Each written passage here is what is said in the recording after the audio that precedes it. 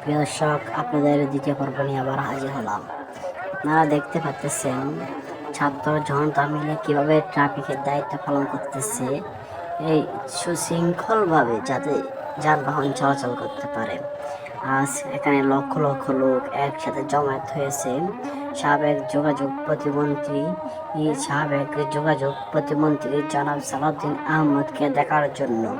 আজ এখানে দল মত নির্বিশেষে সব মানুষ একসাথে আসতেছে তাকে দেখার জন্য, কারণ তিনি দীর্ঘ 11 বছর নির্বাসিত জীবন পার করার পর নিজ জন্মভূমিতে আজ আসতে পারছেন।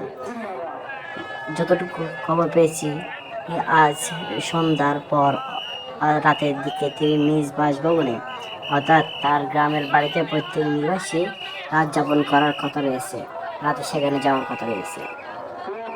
আমরা দেখতে পাচ্ছি একটা গাড়ি ভর্তি লোকজন আসতেছে, আর বাইক নিয়ে হাজার হাজার লোক, লক্ষ লক্ষ লোক আসতেছে সেই জনসমাবেশে যোগ দেওয়ার জন্য।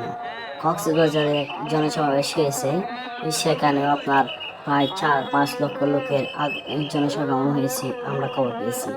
বর্তমানে আমরা যাকে দেখতে পাচ্ছি তিনি 6 নম্বর ওয়ার্ড বিএনপির সভাপতি। তিনি 6 নম্বর ওয়ার্ড বিএনপির সভাপতি। এছাড়াও আরো অনেক দায়িত্বশীল ব্যক্তিরা আজ ট্রাফিকের দায়িত্ব পালন করতেছেন। এই দুই লোককে দেখেন, এরা অনেক দূর থেকে আসতেছে দেখে মনে হচ্ছে। আমরা বর্তমানে আছি চকরিয়া চক্ষু হাসপাতালের সামনে থেকে আজ আপনাদের সাথে সরাসরি যোগ হলাম। আপনারা আমাদের চ্যানেলটি সাবস্ক্রাইব করে পাশে রাখবেন, আশা করি, যাতে সব ধরনের খবর সবার আগে আমার চ্যানেলে পেয়ে যেতে পারে।